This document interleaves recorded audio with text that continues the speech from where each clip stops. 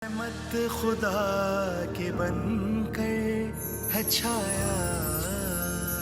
इरफाने रमजान, इरफाने रमजान, इरफाने रमजान, इरफाने रमजान।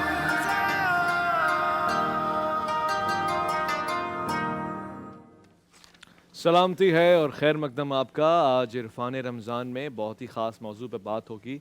उससे कबल मैं आप लोगों के सामने हमेशा एक नेकी पेश करने की सादत हासिल करता हूँ। आज की जिस नेकी का हम जिक्र करने वाले हैं उसमें अभी हमें तावन हासिल है सर्फ एक्सेल का। मुलाहिज़ा फरमाइएगा आज की एक नेकी।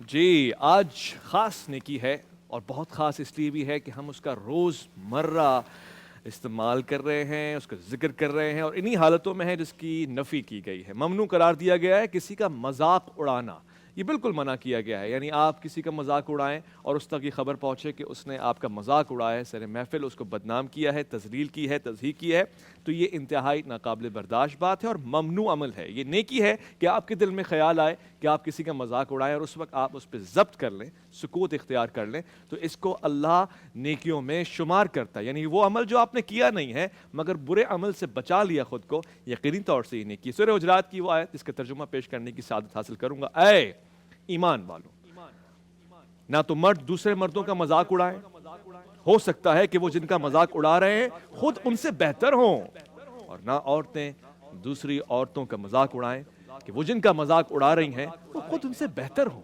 लिहाजा इंसान अपने नफ्स को बदतर समझे, दूसरे को बेहतर समझे, या कम से कम दूसरे को बदतर ना समझे। ये हमारी आज की नेकी है। मुझे यकीन है कि हम सब इस पे अमल करेंगे और एहतियात करेंगे।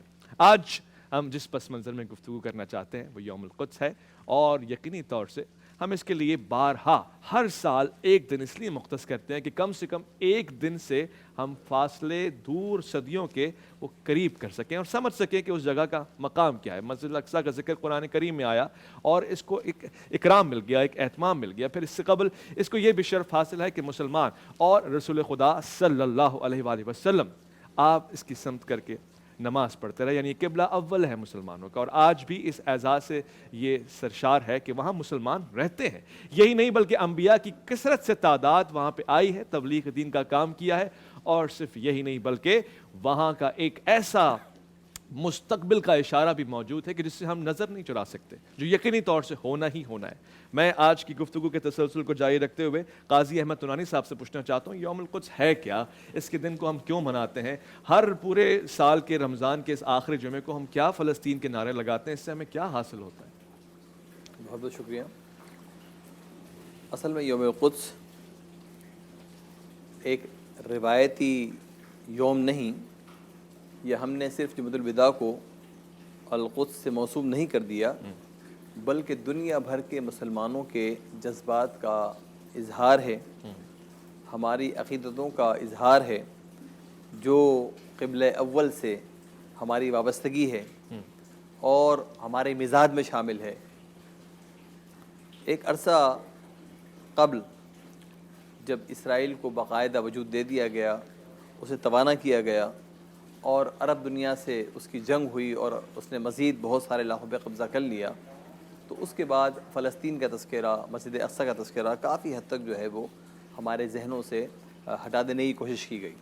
लेकिन जब ईरान में इनक़लाब आया और इस्लामी इनक़लाब आया, तो फिर आयतुल्लाह ख़मैनी ने जहाँ दुनिया को बहुत सारे मामलात में अपनी क़यादत से अच्छे मशवरे दिए और मुसलमानों का हौसला बुलंद किया, वहाँ उन्होंने ये भी कहा कि हमें माह रमज़ान के आखिरी जुमे को, जुमअतुल विदा को यौमुल क़ुद्स के तौर पर मनाना चाहिए। अच्छा, ये उस दिन से उसका उस दिन से कहा, और उन्होंने कहा कि यौम क़ुद्स यौम अल्लाह और यौम रसूल है, मुसलमानों का शायर में से एक है, और फिर दुनिया भर के मुसलमानों में तहरीक पैदा हुई। वो कि और भी बाज़ जगह पे मुस्लिम कायदीन ये चाहते थे, मगर एक तवाना आवाज़ उठी, एक रियासत से आवाज़ उठी, दुनिया भर में फैली, तो फिर बाकायदा 30 साल से मुसलसल यौमुल क़ुद्स मनाया जा रहा है। दुनिया भर के मुसलमान अपने अपने अंदाज़ में रैलियाँ निकालते हैं, बैनर्स लगाते हैं, सेमिनार्स होते हैं, कॉन्फ्रेंसेस होती हैं, और ये पैगाम जाता है पूरी दुनिया के सामने कि کہ مسلمان مسجد اقصیٰ کو یاد کر رہے ہیں وہ اسرائیلی مظالم کے خلاف ہیں، اور وہ وقت قریب ہے جب دنیا بھر کے مسلمان اس بات کے خواہش مند ہیں کہ فلسطینی اپنے وطن کی طرف لوٹیں اور مسجد اقصیٰ ایک بار پھر اس کے دروازے مسلمانوں کے لیے کھول دیے جائیں، اور اسرائیل جو غاصبانہ قبضہ وہاں کیا ہوا ہے اور جن علاقوں پر اپنا تسلط قائم کیے ہوئے وہ سارے خالی کر دیے جائیں، ایک بار پھر وہ مسلمانوں کے پاس آئیں۔ ٹھیک واضح ہو گیا۔ ڈاکٹر صاحب میں ایک ایسی شکل بنانا چاہتا ہوں کہ دیکھنے اور سننے والوں کو واضح ہو جائے، کچھ مقامات کو ہم آپس میں ملا دیتے ہیں۔ تو مسجد اقصیٰ کیا ہے، یہ ایک شارٹ سے لائن میں، پھر وہ ڈوم آف راک کیا ہے، اور پھر وہ گولڈن ماسک کیا ہے، اور پھر وہ سارے راستے جو بڑے بڑے مقامات جو امتیاز رکھتے ہیں۔ دیکھیں یہ وہ مقامات ہیں جو مسجد اقصیٰ جس کمپاؤنڈ کے اندر ہے، اس کمپاؤنڈ میں 3 مقدس مقامات ہیں۔ ایک ڈوم آف دا راک ہے جس کے نیچے کہا جاتا ہے کہ تابوت سکینہ جو ہے وہ دفن ہے۔ یہ اس کی ایک الگ ہسٹری ہے، اس کی ایک الگ بیک گراؤنڈ ہے، بہت تفصیلی موضوع ہے۔ دوسرا مسجد اقصیٰ خود قبلہ اول ہے۔ تیسرا اسی کمپاؤنڈ کے اندر ایک مقام ہے جہاں پر چرچ آف نیٹیوٹی کے نام سے ایک مقام ہے جہاں حضرت عیسیٰ علیہ السلام کی ولادت کا مقام ہے۔ تو یہ 3 مقدس مقامات جو ہیں یہ ایک ہی پورے جو یروشلم شہر کے اندر جو مسجد اقصیٰ کا کمپاؤنڈ ہے اس کے پورے ایک کمپاؤنڈ کے اندر آتے ہیں یہ تینوں مقامات، اور اس وجہ سے اس کی اہمیت اس لیے بھی بڑھ جاتی ہے، اور بطور مسلمان میں نے پہلے بھی عرض کیا تھا کہ ہم اس کی بات اس لیے بھی زیادہ کرتے ہیں کہ ہم تمام انبیاء علیہ السلام پر ایمان رکھتے ہیں، حضرت موسیٰ علیہ السلام، حضرت عیسیٰ علیہ السلام، اور اسی طرح پیغمبر اکرم صلی اللہ علیہ وسلم پر۔ تو ہم اپنی ذمہ داری زیادہ سمجھتے ہیں کہ ہم اس کا دفاع کریں، ہم اس کے مقدس مقامات کی حفاظت کریں اور اس کے لیے جو ہے وہ جدوجہد کریں۔ تو لہٰذا یہ جتنے بھی مقامات ہیں، خواہ وہ غیر صہیونیوں سے مربوط ہوں، مسیحی ہمارے بھائیوں سے مربوط ہوں، یا ہمارے مسلم شاعر ہوں، تو یہ اسی ایک کمپاؤنڈ کے اندر ہی پائے جاتے ہیں۔ مختصراً جو ہے وہ اس کی میں یہی آپ کو علامہ صاحب اس پہ یہ جو ہم بارہا جملہ کہتے ہیں کہ صہیونی طاقتیں مسلط ہیں اور مقبوضہ فلسطین بنا رکھا ہے، ایک تو یہ صہیونی سے مراد کیا ہے؟ ہم نہیں کہتے کہ یہودی مسلط ہیں، اس میں فرق ذرا بیان فرما دیجیے گا۔ اور پھر جیسے شاہ صاحب نے فرمایا کہ وہ آیت اللہ خمینی کے بعد سے یہ لوگوں میں شعور آیا، تو کیا یہ یہی پس منظر، اس سے پہلے مسلمان اس سے غافل تھے؟ بسم اللہ الرحمن الرحیم و بہ نستعین صلی اللہ علی محمد و آلہ الطاہرین۔ دیکھیے یہ پہلی بات کہ وہ قابض کیسے ہیں۔ اسرائیل اس علاقے میں وجود نہیں رکھتا تھا، یہ عالمی جو طاقتیں ہیں استعماری، انہوں نے اپنے مقاصد کو خلیج میں اور عرب ممالک میں آگے بڑھانے کے لیے ایک پولیس مین کے طور پر یہاں پر اسرائیل کو وجود دیا۔ اور صہیونیت اور یہودی ایک دین ہے، اور وہ جو دیندار لوگ ہیں وہ حقیقی یہودی، وہ ظلم کے خلاف ہیں، وہ کسی قبضے کے خلاف ہیں۔ حتیٰ امریکہ میں بہت سارے ایسے یہودی ہیں جو اسرائیل کے خلاف اور اس قبضے کے خلاف مظاہرے کرتے ہیں۔ تو دین کے عنوان سے جو ہے اور صہیونیت میں یہ فرق ہے۔ صہیونی وہ لوگ ہیں جو دنیا پر تسلط چاہتے ہیں، وہ یہودی ہیں تو وہ مذہبی اعتبار سے یہودی، لیکن ان میں یہ ہے کہ ہم ایسی قوت ہے جو پوری دنیا ہمارے کنٹرول میں ہونی چاہیے، اس کی ثروت، مال، دولت، ہر شے ہمارے کہنے کے مطابق چلنی چاہیے۔ آپ کی میڈیا پر بھی بہت سارے ان کے اثرات ہیں پوری دنیا میں، جو پاکستان میں بھی بالکل جہاں پر بھی ایسی آواز اٹھتی ہے وہاں پر آپ دیکھیں کہ کچھ لوگ نکل ہی آتے ہیں۔ بہرحال کہنے کا مقصد یہ ہے کہ آپ یوں تصور کریں کہ فلسطین ایک ملک ہے کراچی کی طرح، کراچی سے آپ یہاں پر کوئی آگے قبضہ کر لے، فرض کریں اللہ نہ کرے، ایک مثال دے رہا ہوں تاکہ یہاں ہمارے جو سامعین اور دیکھنے والے اچھی طرح سمجھ جائیں، پورا نارتھ ناظم آباد اور پیڈل بیریا اور یہ تمام علاقے کوئی قبضہ کر لے اور یہاں کے مکینوں کو نکال کے اس سپر ہائی وے پہ کیمپوں میں پھینک دے اور وہ وہاں پہ کیمپوں میں زندگی گزارے اور یہاں پر وہ قبضہ کر کے آسائش کے ساتھ رہے۔ فلسطین کے ساتھ بالکل ایسا ہے، ٹھیک ہے۔ تو عالمی طاقتوں نے سیکنڈ ورلڈ وار کے بعد وہاں پر برطانیہ کی فوجیں تھیں، انہوں نے جو ہے اسپیس فراہم کی، دھماکے کیے اور ایک بہت بڑا علاقہ جو ہے وہاں لوگوں سے قتل کے ذریعے، کیا دہشت گردی کے ذریعے، دھماکوں کے ذریعے خالی کرایا، وہاں پہ آہستہ آہستہ پوری دنیا سے لا کر یہودیوں کو آباد کیا، اور اب جو ہے وہ کہتے ہیں کہ جناب یہ ہمارا علاقہ ہے۔ تو یہ سرزمین مسلمین ہے. اور ایک میں بات آپ کے لیے عرض کروں, سرزمین مسلمین کا ایک خاص حکم ہے, جی اور وہ حکم یہ ہے کہ تمام مسلمانوں پر لازم ہے کہ اس سرزمین سے دفاع کریں, ٹھیک, اور کسی بھی غیر مسلم اور کافر کے لیے اس جگہ کو اس کے ہاتھ میں رہنے دیں, یہ جائز نہیں ہے. لہذا یہ جد و جہد ہے کہ یہ قابض جو پوری دنیا کے دہشت گردوں کی پشت پناہی کے ساتھ یہاں آ کر قابض ہو گئے ہیں, مقبوضہ ہے یہ, تو اس اعتبار سے ہم اس کو مقبوضہ کرتے ہیں. صہیونیت اور یہودیت میں بھی فرق ہم نے بیان کر دیا. ایک اور حصہ رہ گیا آپ کے سوال کا, وہ کیا جی میں نے یہ سوال اس کو کافی حد تک سمجھ لیا کہ صہیونی ہو گیا, پھر یہ مسلط ہونا, مقبوضہ ہونا. مسنت اور مقبوضہ بھی ہم نے عرض کر دیا. ٹھیک ہے, اور میں یہاں پہ مسلم پرویز صاحب سے پوچھنا چاہتا ہوں, کیونکہ جماعت اسلامی کی بھی نمائندگی ہو رہی ہے, اور جماعت اسلامی کا جب بھی میں ذکر کرتا ہوں تو صرف کسی علاقے, محلے, شہر یا ملک کی جماعت نہیں, بلکہ اس کا عالمی طور سے بڑا اثر رسوخ ہے. مسلم پرویز صاحب, عرب ممالک نہیں نظر آتے اس مدعے میں ساتھ کھڑے ہوئے, یہ ایک یقینی بات ہے, جبکہ علامہ صاحب بیان فرما رہے ہیں, نورانی صاحب نے بیان فرمائی, یہ مسلم مدعا نہیں بلکہ انسانی حقوق کا معاملہ بھی ہے, اس میں تو ہر کسی کو کھڑے ہونا چاہیے. تو ہماری بحیثیت پاکستانی کیا ذمہ داری بنتی ہے, ہم کیا کردار ادا کریں؟ بسم اللہ الرحمن الرحیم.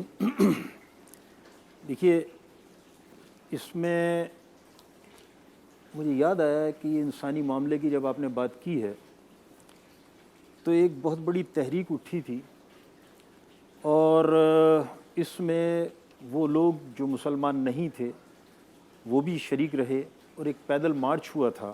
اچھا, یہ غالباً ملائیشیا سے شروع ہوا تھا, اور اس میں انڈونیشیا کے لوگ بھی شریک تھے, اور وہ پھر انڈیا سے ہوتا ہوا اور پاکستان سے ہوتا ہوا جو ہے وہ گیا تھا. اور یہ اس وقت کی بات ہے جب وضع میں بہت زیادہ جو ہے وہ تنگی ہو گئی تھی اور اس کی ناکہ بندی ہو گئی تھی. جی, تو معاملہ تو اس کا یہ ہے کہ صرف مسلمانوں کے لیے یہ نہیں ہے, بلکہ جہاں جہاں, جیسے ابھی علامہ صاحب نے بھی بتایا کہ امریکہ میں خود یہودی جو ہیں وہ بھی اس پر بات کرتے ہیں, تو جہاں جہاں بھی انسانیت کی بات لوگ کرتے ہیں وہاں وہاں جو ہے اس ظلم کی اور اس جبر کی اور اس زبردستی کے تسلط کی جو ہے وہ بھی بات ہوتی ہے. اچھا, اب آپ کا سوال کا ایک حصہ یہ بھی تھا کہ مسلم ممالک یا عرب ممالک. جی دیکھیے, وہ جو عرب ممالک ہیں اور مسلم ممالک ہیں, کچھ تو مجبور ہیں امریکہ کے آگے.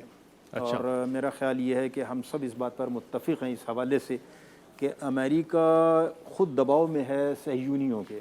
اچھا, اس کی معیشت بھی دباؤ میں ہے اور وہ خود بھی دباؤ میں رہتا ہے. اور اس کی میں ایک مثال, اتنا بڑا امریکہ اور کہاں چھوٹی سی, نہیں امریکہ تو بہت چھوٹا سا ہے. میں آپ سے عرض کر دیتا ہوں, مجھے یاد ہے کہ جب یہ کویت کی وار ہوئی, جی, اور اس کے بعد جو ہے وہ عراق کو انہوں نے اپنے تئیں جو ہے وہ تباہ کر لیا, تو بش صاحب جو ہے وہ اپنی پیک پر تھے, بش سینئر, اور ان کے مقابلے پر جو لوگ الیکشن لڑنا چاہتے تھے کوئی بھی تیار نہیں ہوا, نہ ان کی اپنی پارٹی سے اور نہ مخالف پارٹی سے.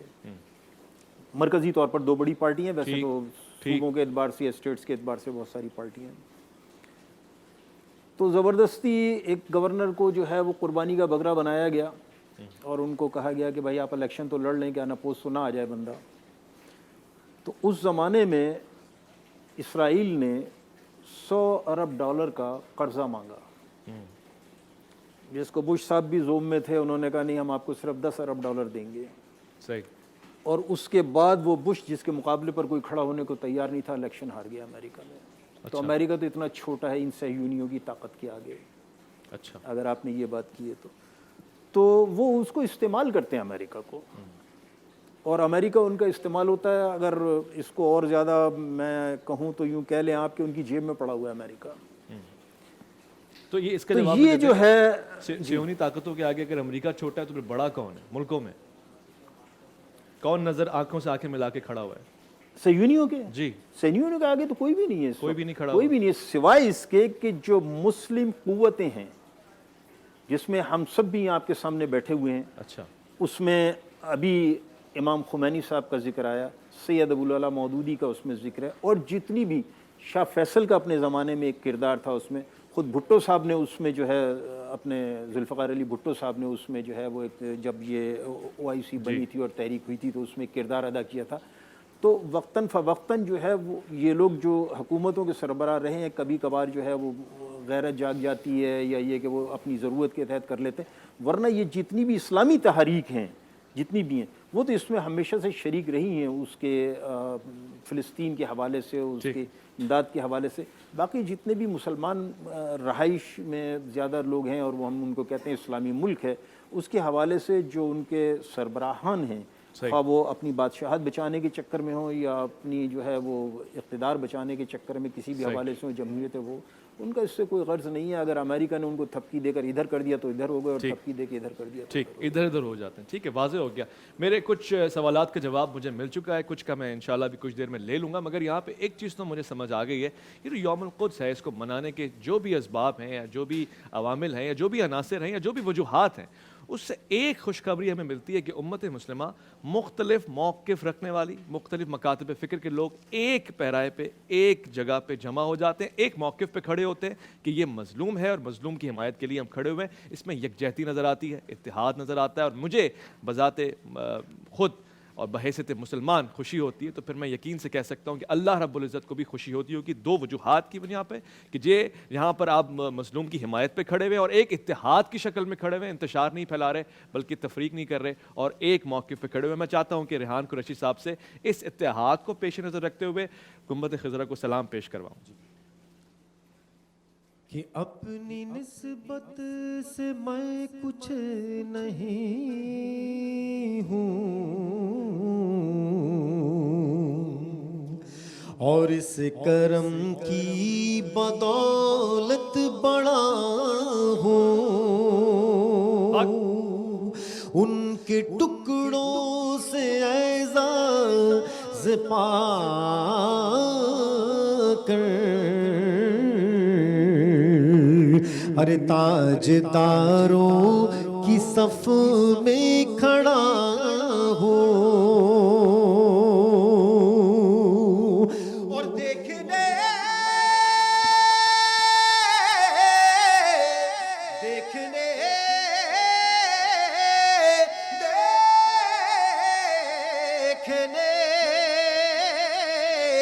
ارے دیکھنے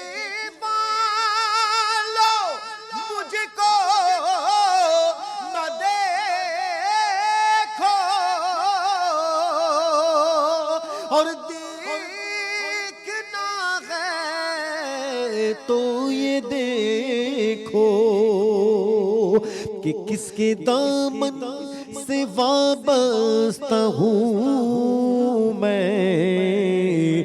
ارے کس کے دامن سے وابستہ ہوں میں. ارے کون والی ہے کس کا گدا ہوں. کیونکہ اپنی نسبت سے میں کچھ نہیں ہوں، اور اس کرم کی بدولت بڑا ہوں. اس کرم کو مگر کیا کہو گے، میں نے مانا میں سب سے برا ہوں.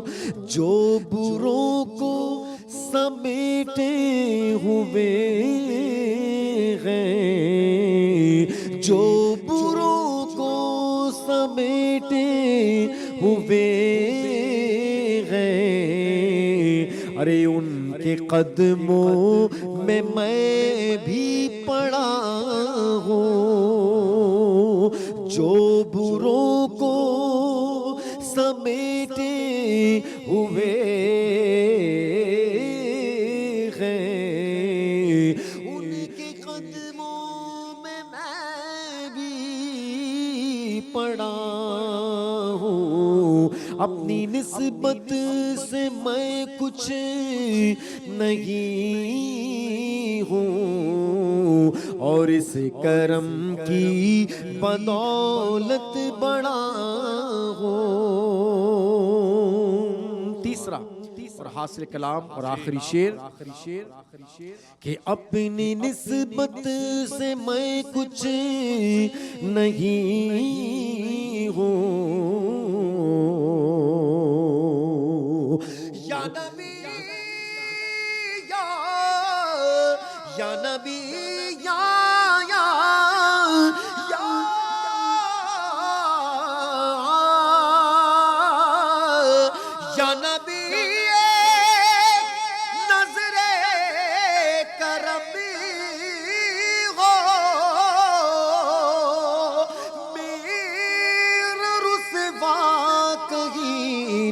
بھرم ہو کہ سر پہ جرموں کی گٹھری اٹھائے،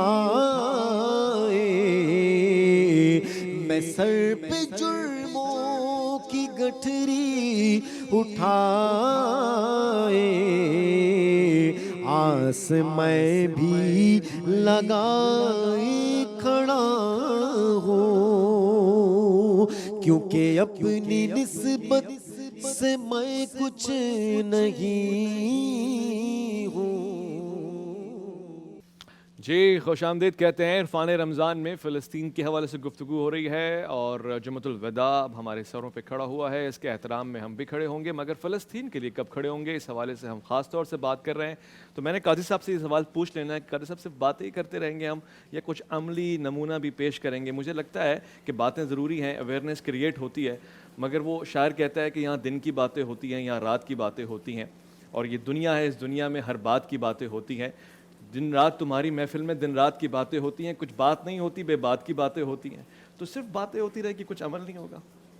نہیں، ایسا نہیں ہے، بلکہ دنیا بھر میں فلسطین کے لیے ایک تحریک ہے، اور اس تحریک کی مختلف کامیابیاں ہمارے سامنے ہیں۔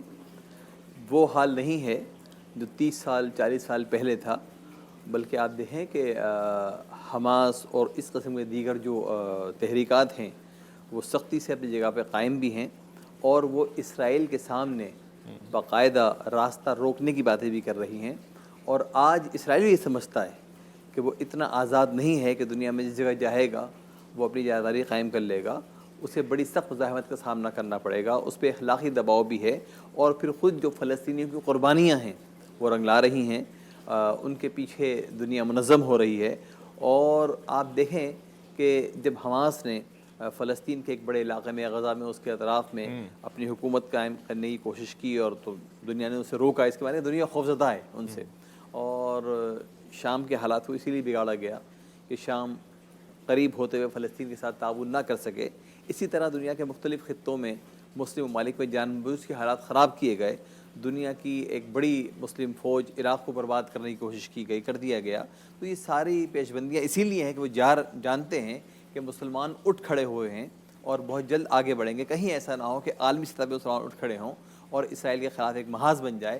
اس لیے اسے روکنے کے لیے بہت ساری جدوجہد کر رہے ہیں، کوششیں کر رہے ہیں، لیکن اس کے باوجود وہ وقت قریب ہے جب دنیا اٹھ کھڑی ہوگی اور اسرائیل کو پیچھے ہٹنا پڑے گا، فلسطینیوں کا حصہ خالی کرنا پڑے گا۔ کتنا کامیابی آپ کو حاصل ہوئی ہے آج کی جدوجہد، آج تک جو آپ نے ڈاکٹر صاحب جدوجہد کی ہے، اس کے نتیجہ کوئی ملا ہے، کوئی رزلٹ ملے ہیں، خوشی ہوئی ہے؟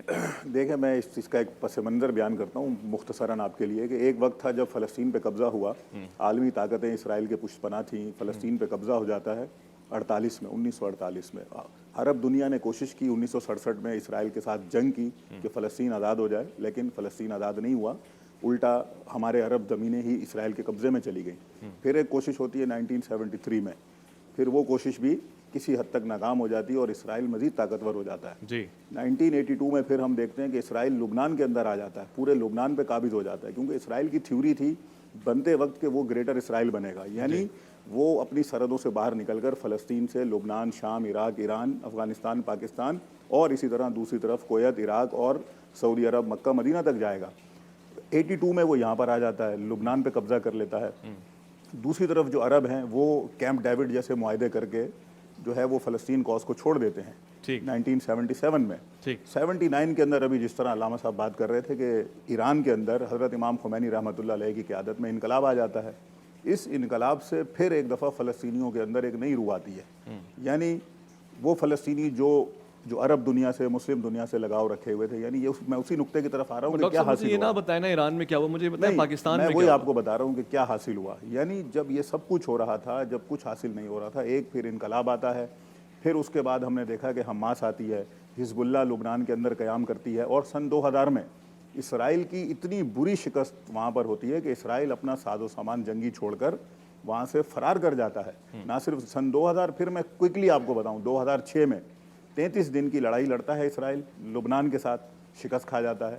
پھر 2007 میں غزہ کے اوپر حملہ کرتا ہے، شکست کھا جاتا ہے۔ 2011 میں، 14 میں، اور ابھی لیٹسٹ 2019 اور 20 میں اس کی پوزیشن یہ ہے اسرائیل کی کہ وہ 48 گھنٹے سے زیادہ فلسطینیوں کا مقابلہ نہیں کر سکتا ہے. تو یہ وہ چند مثالیں ہیں جو یہ بتاتی ہیں کہ بالآخر کہیں نہ کہیں کچھ ہو رہا ہے. اور جہاں تک پاکستان کی بات ہے, ہم بطور فلسطین فاؤنڈیشن پاکستان جو یہاں پر کام کر رہی ہے, قائد اعظم محمد علی جناح کے اس نظریے کو فالو کرتے ہوئے کہ جس میں آپ نے فرمایا تھا کہ اسرائیل مغرب کا ناجائز بچہ ہے اور فلسطین کے ساتھ جو یہ خیانت ہو رہی ہے, ہم اس کو برصغیر کے مسلمان اس پر خاموش نہیں بیٹھیں گے. تو ہم اسی لیے خاموش نہیں بیٹھے ہوئے, ہم جو کچھ یہاں کرتے ہیں, جو بھی آواز اٹھاتے ہیں, آج اگر ہم یہاں پر بھی بات کر رہے ہیں تو اس کا بھی فلسطینیوں کی پشت پناہی میں کوئی نہ کوئی اثر ہے, کوئی نہ کوئی اثر ہے. بالکل ہے. اور خود فلسطینی اس بات کا اقرار کرتے ہیں, کیونکہ میں ملا ہوں بہت سے فلسطینیوں سے مختلف جگہوں پر, مختلف دنیا کے ممالک میں, تو وہ یہ کہتے ہیں, خود کہتے ہیں کہ جب آپ ایک چھوٹی سی پریس کانفرنس بھی کرتے ہیں, ہمارے حق میں کوئی بات کرتے ہیں, یا بالفرض 10 آدمی مسجد کے باہر کھڑے ہو کر ایک بینر یا پلے کارڈ لے کر ہمارے لیے کھڑے ہو جاتے ہیں, تو ہماری جان میں جان آ جاتی ہے, جو اس وقت ہماری صورت ہے. ٹھیک ہے علامہ صاحب, وہ تو کہہ رہے ہیں بس پریس کانفرنس کرتے ہیں, اس پہ وہ شکریہ ہمیں کہتے ہیں, ہماری جان میں جان آ جاتی ہے, محبت ملتی ہے, خوشی ملتی ہے, شاید فنڈ بھی مل جاتا ہوگا, یہاں پہ کام سارا ختم ہو جاتا ہے. وہ حزب اللہ کی مثالیں دے رہے ہیں, ایران کی مثالیں دے رہے ہیں, پاکستان میں کوئی ایسی مثال نہیں جو کھڑے ہوں ان کے ساتھ قدم جما کے. بسم اللہ الرحمن الرحیم. بالکل پاکستانی بھی کھڑے ہیں, اور آپ جانتے ہیں کہ جو ایک کانوائی گیا تھا اس میں پاکستانی بھی گئے تھے, بارڈر تک ہو کے آئے ہیں. اور ایکسس اگر کوئی مقام ایسا آ گیا کہ پاکستانیوں کو ایکسس مل جائے وہاں جانے کا اور رول ادا کرنے کا, اور آپ کو یاد ہوگا کہ ظاہراً 68 کی جنگ تھی جس میں پاکستان کی ایئر فورس بھی گئی تھی وہاں پر, اس نے اسرائیل کا ایک طیارے بھی گرایا تھا. تو یہ پوٹینشیل موجود ہے. ہم اگر یہاں پر ان کے حق کی بات کرتے ہیں تو یہ در حقیقت ایک اسلامی نظریے کے تحت ایک امہ, فکری امہ اور نظریاتی امہ ہونے کے اعتبار سے کرتے ہیں, اور ہم تیار ہیں. یہ جو گفتگو ہے اور یہ ڈائلاگ جو ہے, یہ زمین ہموار کرتا ہے. ہمیشہ آپ دیکھیں رسول گرامی تشریف لائے تو انہوں نے آہستہ آہستہ ڈائلاگ کے ذریعے لوگوں کے نظریات بنائے. تو ہم یہاں یہ اگر ابھی ذمہ داری ادا کر رہے ہیں, جبکہ ماضی ایسا بھی ہے کہ لوگ جا کے لڑے بھی ہیں, تو اگر کوئی ایسی موقع بھی آئے گا عالم اسلام کے دفاع کے لیے, تمام مسلمان متحد ہیں اور ابھی موقع کا انتظار کر رہے ہیں. ابھی دیکھیے جو ایک سرزمین ہے, اس کے جو اطراف کے لوگ ہیں, سب سے پہلے ان کی ذمہ داری ہے کہ وہ دفاع کریں, وہ واجب ہے ان کے لیے. پھر آہستہ آہستہ پیچھے کی طرف آئے. اب آپ دیکھیں کہ جو شام میں کیفیت ہے, لبنان میں کیفیت ہے, عراق میں کیفیت ہے, ایران میں کیفیت ہے, یمن میں کیفیت ہے, یہ اس وقت خوفزدہ کیے ہوئے ہے. یہ یعنی ایک مظاہرہ جو صنعاء میں ہوتا ہے جس میں لاکھوں لوگ جو ہیں اسرائیل کے خلاف نعرے لگاتے ہیں, اسرائیل اندر سے خوفزدہ ہو جاتا ہے. ابھی آپ دیکھیں کہ اسرائیل کی وہ کیفیت جو 68 میں, جیسے ہمارے برادر نے کہا کہ اس نے مختلف علاقے چھین لیے تھے, لیکن اب وہ کیا ہے, اپنے گرد اس نے دیوار بنا لی ہے. اب وہ اندر سے پولیٹیکلی اتنا ضعیف ہو گیا ہے کہ 4-5-6 سال سے وہاں حکومت نہیں بن سکی. وہاں پر بحران ہے سیاسی. اندر جو ہے وہ جو ان کو تو وہ لے کے آئے تھے یہودیوں کو وہاں پر پوری دنیا سے کہ یہاں جنت میں آپ کو رکھا جائے گا اور ہر طرح کی چیزیں فراہم کی جائیں گی. اب تو وہاں پر میزائل جاتے ہیں, اب وہاں پہ راکٹ جاتے ہیں. اب تو وہ جب دوڑتے ہیں پناہ گاہوں کی طرف, اسی میں ان کی جان نکل رہی ہوتی ہے. تو اب وہ جو گریٹر اسرائیل کا تصور ہے وہ انہی پریس کانفرنسز کے ذریعے, یہ جو جمہور کی جو طاقت ہے نا, اچھا, اس کو آپ ہلکا نہ سمجھیں. اچھا ٹھیک ہے, اگر ہم پاکستان میں ایک جمہور تیار کرنے میں کامیاب ہو جاتے ہیں فلسطین فاؤنڈیشن کے لیے, اس کا دباؤ جو ہے اسرائیل کا گلا دبانے کے لیے کم نہیں ہے. کم نہیں ہے. اچھا ٹھیک ہو گیا, ٹھیک ہو گیا. مسلم پرویز صاحب تشریف فرمائیں. مسلم صاحب, اب ہم نے عرب ممالک کے حوالے سے بھی بات کرنی ہے لازمی طور سے, مگر یہ بات میں سمجھنے سے قاصر ہوں. زور کے آگے کمزور اور کمزور کے اوپر زور, سارا کا سارا. اگر جماعت اسلامی اس وقت حکومت میں ہوتی تو اسرائیل پہ حملہ کر دیتی؟ یہ اس سوال سے پہلے تھوڑا سا میں جو ابھی گفتگو ہوئی ہے اس پر ذرا سی اگر آپ اجازت دیں تو بات کر لوں. دیکھیے عملی طور پر اگر تھوڑا بہت ہمیں کوئی کام کرتا نظر آیا تو وہ تھا ترکی. اچھا, جس نے فریڈم فلوٹیلا نامی جہاز جو ہے وہ بھی ان کی امداد کے لیے بھیجا تھا اگرچہ فلسطینیوں کی. اس کا ایک دوسرا پہلو یہ ہے کہ اگر ہم دوسری جنگ عظیم کو دیکھیں کہ جرمنی جو ہے بہت طاقتور تھا اور وہ سب طرف اپنا قبضہ بھی کرنا چاہتا تھا, لیکن اس کے پاس مین پاور نہیں تھی وہاں. اگر وہ فیل ہو گیا, ورنہ تو اس نے اپنے فرانس کو بھی ختم کر لیا اور ارد گرد, اور پھر وہ رشیا کے ساتھ مل کر, لیکن بالآخر وہ صحیح, اس لیے کہ افرادی قوت بھی بہت ضرورت ہوتی ہے اور اسرائیل کے پاس وہ نہیں ہے بہرحال، اس لیے وہ بہت بڑی جو ہم کہتے ہیں کہ وہ کینوس پر چھا جائے گا، اس کے لیے وہ ذرا سا ایک مشکل مرحلہ ہے۔ تیسری بات یہ ہے کہ جو کمزور ہوتا ہے وہ کمزور ہی ہوتا ہے۔ اگر صرف تقریروں سے اور اقوام متحدہ کی قراردادوں سے اور بات کرنے سے اور کانفرنسز سے کوئی مسئلہ حل ہو سکتا تو شاید ہم مقبوضہ کشمیر کو اپنے ساتھ شامل کر چکے ہوتے، وہ ہم نے نہیں کیا۔ یہ ایک مثال، میں مثال کے طور پر بات کر رہا ہوں، موضوع تو ہمارا القدس سے، لہٰذا یہ ساری چیزیں جو ہیں یہ تو وہاں پر میرا خیال ہے کوئی بھی چیز نہیں ہوگی۔ میں خود عملی جدوجہد کا قائل ہوں اپنی ذاتی حیثیت میں، آپ کی ذات کی حیثیت میں اور جماعت کی حیثیت میں کتنے لوگ کھڑے ہوئے وہاں پہ؟ جماعت کی حیثیت میں یہ ہے کہ جماعت اسلامی، میں نے آپ کو بتایا کہ اس کا جو بانی تھے سید ابو العلا مودودی، اگر آپ اس وقت کی پوری دیکھ لیں تاریخ تو فلسطین کی جتنی حمایت کی، جتنی گفتگو کی، جتنا عرب ممالک کو اس میں جو موٹیویٹ کیا، ان کو ساتھ لے کر چلے اور ان سے بات کی۔ اچھا اگر دیکھا جائے تو بنیادی طور پر فلسطین جو ہے وہ تو جارڈن کا علاقہ ہے نا جی، جو بنیادی طور پر ہے۔ تو اب اگر وہ اس طریقے سے چلا گیا ہے تو اس کے لیے آپ کا اب اگلا جو سوال ہے وہ میں اس کو مرج کر رہا ہوں کہ عرب ممالک کو اٹھ کھڑے ہونا ہوگا لازماً، اچھا اگر کچھ کرنا ہے تو۔ لیکن اس وقت پوزیشن یہ ہے کہ امریکہ نے اپنا جو سفارت خانہ ہے وہ دوسری جگہ لے آئے، وہ جی امارات میں ہو گیا ہے ماشاءاللہ سے، اسرائیل کا تو کھل ٹھیک گیا ہے نا جی، اور پاکستان کی جو ہے وہ بہرحال بیک ڈور جسے ہم کہتے ہیں وہ چینل چلتا رہتا ہے، پالیسی اس کے ساتھ گفتگو ہوتی رہتی ہے، اور یہ میں نہیں کہہ رہا بلکہ حکومتیں خود وقتاً فوقتاً اور ہمارے سفراء اور وزراء خود بتاتے رہتے ہیں یہ باتیں۔ کس سے چل رہا ہے بیک ڈور پالیسی کا معاملہ؟ اسرائیل سے ہوتا ہے نا جی، جاتے ہیں وہاں پر، نہیں اس میں کوئی تعجب کی بات نہیں ہے، یہ تو میں نے آپ سے عرض کیا کہ خود یہی لوگ بتاتے ہیں جو حکومتیں میں ہوتے ہیں کہ جی ہم پاسپورٹ پہ لکھا ہوا دیکھا ہے کہ سوائے اسرائیل کے سب جگہ جا سکتے ہیں، آپ کہہ رہے ہیں یہ لوگ نہیں، پاسپورٹ پر لکھا ہوا نا الگ چیز ہوتی ہے، اور ان کا جانا اور ان سے رابطہ رکھنا اور کسی دوسری جگہ بھی چلے جانا، کہیں اور کسی ملک میں بھی رابطے ہو جانا بیٹھ کر، تو یہ تو بہرحال حکومتیں ہی بتائیں گی جو کرتی ہیں رابطے اور جن کا حوالہ ہے سارا۔ ترکی میں مشرف صاحب کی ملاقات جو ہے وہ ہوتی رہی ہے اسرائیلی لوگوں کے ساتھ، نام نہ لیں، مطلب یہ کہ میں نے تو خالی یہ پوچھا نہیں آپ کا نہیں کہہ رہا، میں ادھر بتا رہا ہوں، نام لے دیا نا مشرف صاحب کا، نام نہ لیں۔ چلے ہم تو آج کی بات کرتے ہیں، جماعت اسلامی حکومت میں ہوتی تو کیا کرتی اس وقت اسرائیل کے معاملے میں، بتائیں کیا کرتی؟ دو ٹوک موقف۔ دیکھیے دو ٹوک موقف تو اس وقت کی پالیسی جو ہوتی وہ جماعت اسلامی اس وقت بیٹھ کر اپنی شورا میں طے کرتی کہ اس کو کیا کرنا چاہیے، لیکن میں نے تو آپ سے عرض کر دیا کہ شروع سے جماعت اسلامی فلسطین کے ساتھ ہے، اور اس میں آپ یہ دیکھ لیں کہ وہاں پر اگر کوئی تحریک چلی ہے، چاہے وہ انتفاضہ کی تحریک تھی کہ بچے اٹھا کے پتھر مارتے تھے، یہ ان کی اپنی وہ تحریکیں ہیں جو اندرونی طور پر وہ چل رہی ہیں اور وہ مسلسل جو ہے اس کو لے کر چل رہے ہیں، ورنہ تو وہیں پر ان میں فلسطینیوں میں وہ لوگ بھی ہیں جو ڈائلاگ کے ذریعے سے کہتے ہیں اچھا جی اتنا علاقہ آپ لے لو، اتنا علاقہ ہمیں دے دو، پورے فلسطین کی طرف وہ بھی بات نہیں کر رہے ہیں، ٹھیک ہے نا۔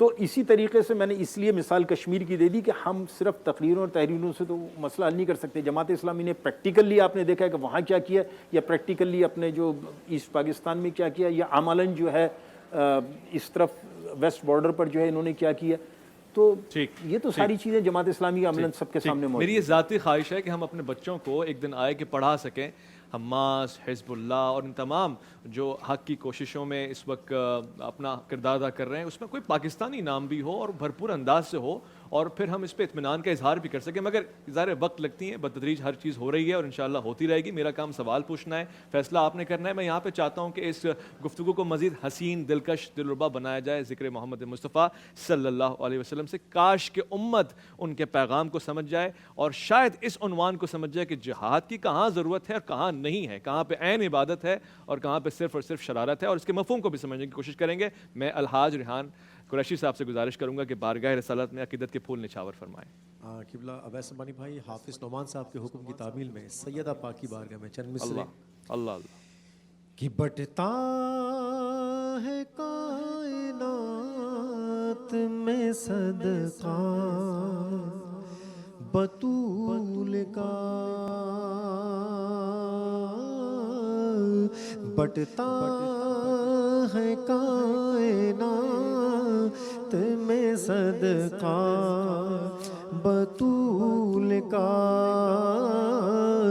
سلطان دو جہان ہے بابا بطول کا، سلطان دو جہان ہے بابا بطول کا، رہ دیا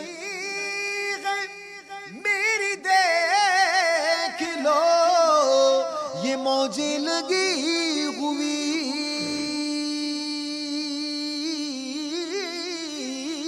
رہتی ہے میری، دیکھ لو موجیں لگی ہوئی، مجھ پر کرم ہوا ہے یہ کیسا بطول کا، ہاں مجھ پر کرم ہوا ہے یہ کیسا بطول کا، بٹتا ہے کائنات میں صدقہ بطول کا، اور سچ ہے کہ میری ماں بھی ان کی کنیز ہے۔ سلامتی ہے اور خیر مقدم آپ کا، یوم القدس کے حوالے سے گفتگو ہو رہی ہے یہاں پہ، اور بہت ہی اچھی گفتگو ہو رہی ہے، احسن جوابات بھی ہمیں مل رہے ہیں، خاص طور سے اب ہمارا اگلا لائے عمل کیا ہونا چاہیے اس پہ بات ہو رہی ہے، اور یہ امت مسلمہ کا ایک ایسا مسئلہ ہے کہ جس پہ ہم سب کی ذمہ داری ہے کہ کم سے کم بات ہی کریں، کم سے کم بات ہی کریں، ورنہ زیادہ سے زیادہ جو کچھ ہو سکتا ہے وہ ہونا چاہیے۔ قاضی احمد نورانی صاحب تشریف فرمائے، میں جب بھی آپ کا نام لیتا ہوں میرے ذہن میں شاہ احمد نورانی صاحب آ جاتے ہیں، اللہ تعالیٰ ان کو قریق رحمت فرمائے۔ انہوں نے بڑا پریکٹیکل اسٹیپ اٹھایا اس حوالے سے، اور میں سمجھتا ہوں پاکستان میں جو سیاسی جدوجہد ہے کوئی نظیر و کوئی مثل نہیں ملتی۔ قاری صاحب، عرب ممالک نے تسلیم کر لیا ہے اسرائیل کو، بتدریج سب سفارت خانے بھی کھل جائیں گے، تو آپ کو کیا مشکل ہے؟ کر لیں آپ بھی، ایکسیپٹ کر لیں پاکستان میں؟ نہیں، پاکستان ایک نظریاتی مملکت ہے، ہم ایک نظریے پہ قائم ہیں۔ بانی پاکستان نے، مصور پاکستان نے جب اسرائیل کو ظالم کہا، غاصب ریاست کہا، تو ہمیں کہنے میں کیا عذر؟ دوسری بات یہ کہ وقت آ گیا ہے کہ ہم چند ریاستوں کی طرف نہ دیکھیں، بلکہ وہ ممالک جہاں جدوجہد کے جذبات پائے جاتے ہیں، پاکستان، ایران، ترکی، ملائیشیا، ایک الگ اسلامی بلاک بنائیں، آگے بڑھیں، جدوجہد کریں۔ جب یہاں کی عوام بھی چاہتی ہے کہ ہم فلسطینیوں کا ساتھ دیں اور یہاں ایک ایسا ماحول پیدا ہو سکتا ہے، تو ہمیں ڈرنے کی کوئی ضرورت نہیں ہے، اپنے موقف کو واضح طور پہ اٹھائیں۔ وہ وقت قریب ہے جب ہماری آواز مؤثر ہوگی، ایک اسلامی بلاک بنے گا، اور جب اس کا اثر دیکھیں گے تو وہ لوگ جو ڈر کے تسلیم کر رہے ہیں وہ بھی واپس آئیں گے انشاءاللہ تعالیٰ، اور انشاءاللہ تعالیٰ توان آواز اٹھے گی، فلسطینیوں کے حوصلے بلند ہوں گے، اور اسرائیل اپنے منطقی انجام کو پہنچے گا۔ ٹھیک ہے، کب آئے گا ڈاکٹر صاحب وقت، کب آئے گا، یہ باتیں کب پوری ہوتی ہوئی نظر آئیں گی؟ کل، پرسوں؟ میں سمجھتا ہوں کہ وقت تو آ چکا ہے، اور اس وقت جو فلسطینیوں کی قدرت ہے اگر ہم اس کا ہی مشاہدہ کریں کہ آپ دیکھیں جس طرح مسلم پرویز صاحب فرما رہے تھے کہ پتھر سے اور انتفاضہ انہوں نے شروع کیا، وہ پتھر سے شروع ہوا تھا، جی، پھر غلیل آئی، غلیل کے بعد اب صورتحال یہ ہے کہ وہاں پر وہ میزائل مارتے ہیں، تل ابیب کی طرف میزائل گرتے ہیں، راکٹ گرتے ہیں، اس سے بڑھ کر اب آپ دیکھیں کہ وہ ڈرون اڑا رہے ہیں، جی، ڈرون کو چلاتے ہیں، اور اسرائیل کے ڈرون نہ صرف مار گراتے ہیں بلکہ ان ڈرونوں کو ہائی جیک کر لیتے ہیں، اور یہ ٹیکنالوجی ان کے پاس کہاں سے آئی؟ کہاں سے آئی؟ میں یہ بھی تذکرہ کرنا چاہتا ہوں یہاں پر کہ اس ٹیکنالوجی کو پہنچانے میں جو سب سے بڑا جو کردار ہے وہ شہید القدس یعنی شہید قاسم سلیمانی صاحب کا ہے، اچھا، جن کے بارے میں خود فلسطینیوں نے کہا ہے، خود اسماعیل ہانیہ صاحب نے ان کے جنازے کے اندر کہا کہ یہ شہید القدس ہیں، کہ جب غزہ محاصرے میں تھا، جب دنیا کا کوئی ملک، کوئی بھی ملک، اسلامی ملک بلا تفریق غزہ کے اندر مسلمانوں کی، فلسطینیوں کی مدد نہیں کر پا رہا تھا، یہ قاسم سلیمانی تھے جو اپنی فورس اور اپنے کمانڈرز کے ساتھ خفیہ راستوں سے یا کہیں سے بھی آتے تھے، یہ پہنچتے تھے وہاں، اور نہ صرف اسلحہ بلکہ ان کی فل مدد کرتے تھے۔ ٹھیک، یہ وہ دیکھیں دور ہے اب۔ ویسے آپ کو اب یہ محسوس تو زمانہ ہوتا ہوگا ہے، یہ سارے نام جو آپ دے رہے ہیں مقدس اور محترم نام ہے، مگر پاکستانیوں کا کوئی نام اب تک آپ نے نہیں لیا۔ پاکستانیوں کا شہید بالکل نام القدس ہے، وہ میں ہیں، حزب بالکل اللہ وہ ہیں، پاکستانیوں کا، حماس وہ ہے، بالکل، پاکستانی دیکھیں کدھر ہے؟ پاکستانیوں کا بھی نام میں آپ سے کہہ رہا ہوں کہ قائد اعظم محمد علی جناح کے بعد سے ہم دیکھ رہے ہیں کہ جو ہماری سیاسی قیادتیں آئی ہیں وہ اپنے کچھ ذاتی مفادات کی آڑ میں اس طرح کے بولڈ سٹیپس وہ نہیں لے سکی ہیں، یہ بہت ہی ہمارے لیے ایک افسوس کی بات ہے، لیکن ہم مایوس نہیں ہیں، ہم پھر بھی اپنے ہی ملک سے، اپنی ہی قیادت سے یہ امید لگائے بیٹھے ہیں کہ کوئی نہ کوئی تو اس لیول پر آئے گا۔ اور دیکھیں پاکستان اس مزاحمت کی ایک کڑی ہے جس کی ہم بات کر رہے ہیں، پورے آپ نے بات کی، فلسطین، حزب اللہ، لبنان، جو بھی ایکس وائی زیڈ، اس کے اندر پاکستان اس زنجیر کی ایک کڑی ہے۔ اگر یہ پاکستان جڑ جائے اور اسی طرح کی قیادت اسماعیل ہنیہ صاحب جیسی، حسن نصر اللہ صاحب جیسی، شہید سلیمانی صاحب جیسی یا دیگر اور اچھا اسی طرح پاکستان کو میسر ہو تو انشاءاللہ یہ کڑی جب زنجیر سے جڑے گی تو پھر باقی کام سارے بہتر ہو معاملات جائے گا. انشاءاللہ ٹھیک ہے حل ٹھیک ہو ہے. جائیں گے. میں مسلم پرویز صاحب سے سوال پوچھنا چاہتا ہوں, کم وقت ہے میرے پاس. یہ کیوں کہتے ہیں کہ مذہبی رہنما جتنے بھی ہیں ان کی اولاد باہر بیٹھی ہوتی ہے مگر یہ دوسروں کو بول رہے ہوتے ہیں جاؤ احتجاج کرو, نکلو باہر نکلو؟ عملی نمونہ کیوں نہیں پیش کرتے ہم لوگ؟ ایسا کہا جاتا ہے. میرا خیال ہے شاید کوئی ایک آدھ کیس اس طرح کا ہو, عموماً تو ایسا ہے نہیں. اچھا پوری اسلامی تاریخ میں محمد صلی اللہ علیہ وسلم کے زمانے سے لے کر اور آج تک عملی طور پر ایسا ہے نہیں ہے. یعنی میں اپنی ریسنٹ تاریخ میں اگر نام لوں قاضی حسین احمد صاحب کا, تو ان کے صاحبزادے جو ہیں وہ بھی وہاں پر گئے ہیں, اور ہمارے یہاں پر سندھ کے جو ہمارے رہنما تھے عباسی صاحب, ان کا بیٹا بھی وہاں شہید ہوا, شہادت دی. اور ایسے بے شمار لوگ ہیں قائدین جن کے بچے جو ہیں وہ جا کر مختلف جگہوں پر جو ہے شہادت لے چکے ہیں. اللہ تعالیٰ ان کو سب کو جو ہے وہ قبول فرمائے ان کی شہادتوں کو. تو ایسا ہے نہیں کہ اسلامی تحریکوں کے لوگ نہیں کرتے, صحیح, وہ لوگ بھی کرتے ہیں. ایک آدھ کیس ایسا ہوگا بوجہ ہوگا, کسی سبب سے ہوگا, تو ایک آدھ کیس اس کو میرا خیال یہ ہے کہ انسانی تاریخ میں اس کو ہمیں سمجھنا چاہیے کہ کس وجہ سے ایسا نہیں ہو سکا, لیکن ایسا عموماً ہے نہیں. باقی یہ کہ تاریخ جو ہے وہ اپنی جگہ بالکل چلے گی. اور اس کے لیے جو آپ کا ایک بار بار سوال ہے نا, یہ دیکھیے حکومتی لیول پر ہی کچھ ہو سکتا ہے. اچھا, حکومتی لیول سے نیچے تو جتنی اسلامی تحاریک ہیں, دیکھیے میں مسلمان ملکوں کے سربراہوں کی بات نہیں کر رہا. اگر مغرب خوفزدہ ہے, اگر امریکہ خوفزدہ ہے, اگر اسرائیل خوفزدہ ہے, یہ دنیا کی ساری وہ طاقتیں جن کو ہم کہتے ہیں شیطانی قوتیں یا ایتھیسٹ کے جو پیروکار ہیں, وہ سارے کے سارے اگر خوفزدہ ہیں تو اسلامی تحاریک کے لوگوں سے خوفزدہ ہیں. وہ خواہ کسی بھی ملک میں ہوں, وہ پاکستان میں ہوں, ایران میں ہوں, ترکی میں ہوں, انڈونیشیا میں ہوں, ملائیشیا میں ہوں, جتنی بھی, یعنی میں نے چند نام لیے, پوری دنیا میں موجود ہیں یہ. یعنی خود جو ہم کہتے ہیں مصر کی تحریک اسلامی ابھی حال ہی میں تھی نا, ہمارے سامنے تھی نا, اس کا تختہ الٹ دیا گیا. تو یہ اس طرح کی تحریکوں سے جو ہے وہ پورا غیر اسلامی سٹرکچر جو ہے وہ خوفزدہ ہے. مسلمان حکومت ہے ایک بھی خوفزدہ نہیں ہے, 52 کے 52 ممالک سے کوئی خوفزدہ نہیں ہے. لیکن ان ممالک میں یہ جو لوگ بیٹھے ہوئے نا, یہ آپ کے ارد گرد یہ لوگ جو بیٹھے ہوئے ہیں, یہ ان لوگوں سے خوفزدہ ہیں کہ جو اسلامی تحریکوں سے وابستہ ہیں اور انقلاب کی بات کرتے ہیں, شہادتوں کی بات کرتے ہیں, تحریک کی بات کرتے ہیں, اور اپنے اسلام کو اسی دور میں دیکھنا چاہتے ہیں کہ جب وہ ایک قوت تھا, ایک طاقت تھا, لیکن قوت اور طاقت جو ہے وہ اس لحاظ سے اور اس طرح سے نہیں تھا کہ جو ہے کوئی مظلوم ہے یا کوئی غیر مسلم ہے تو اس کے ساتھ کوئی ظلم ہے, جبر ہے. یہ اس کو بھی بہت زیادہ پھیلاتے ہیں کہ جی وہ اسلام جو ہے وہ جبر سے پھیلا.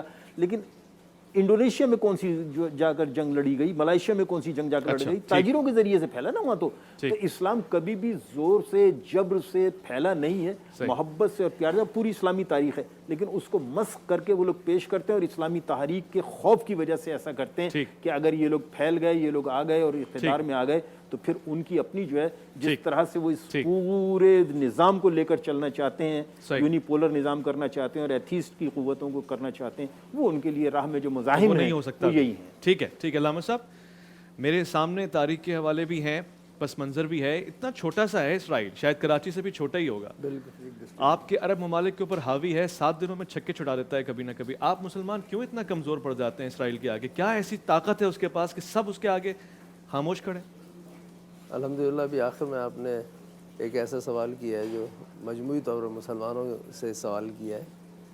اب میرے خیال میں 68 والے حالات نہیں ہیں, اور جیسے کہ ہمارے برادر نے ایک تجزیہ پیش کیا, ایک سیر جو کیا ان مسائل نے جو شروع ہوئے اور اس کے بعد کہاں تک پہنچے, تو اس وقت جو صورتحال ہے وہ اسرائیل نہ فقط اب کچھ چھین نہیں سکتا بلکہ اپنی بقا کی جنگ لڑ رہا ہے. اب اس نے اپنے گرد دیوار بنا لی ہے. اب وہ دور چلا گیا کہ پتھر سے مارتے تھے فلسطینی ان کو, اب وہاں پر اسلحہ بھی ہے, اب وہ مسلح بھی ہیں, میزائل بھی ہے, ڈرونز بھی ہیں. اب جو ایک جدید جنگ شروع ہو گئی ہے وہ سائبر جنگ ہے. ٹھیک ہے, ابھی آپ نے دیکھا پچھلے 1 مہینے کے اندر کتنے دھماکے ہوئے, کتنے حملے ہوئے اسرائیل میں. حیفا کا جو امونیا کا ٹینک ہے اس کے قریب حملہ ہوا, دھماکہ ہوا. ڈیمونا جو ان کا ایٹمی پلانٹ ہے اس کے قریب جو ہے میزائل گرا. اسی طرح سے ریفائنریز جو ہے وہ بلاسٹ کی گئی ہیں. تو تو اب جو ہے نا جنگ کی جو کیفیت ہے وہ بدل رہی ہے. اچھا ٹھیک ہے, اب ہیک کر کے کسی بھی سسٹم کو آپ نے اپنے کنٹرول میں لے لیا, وہاں پر اگر فرض کرتے ہیں 40% پاور جاری ہے اور 80% وہاں اپنے پاور اس میں فیڈ کر دی, تو اس نے پھٹ جانا ہے. ٹھیک ہے, تو اب یہ ہے اور یہ ہو رہا ہے.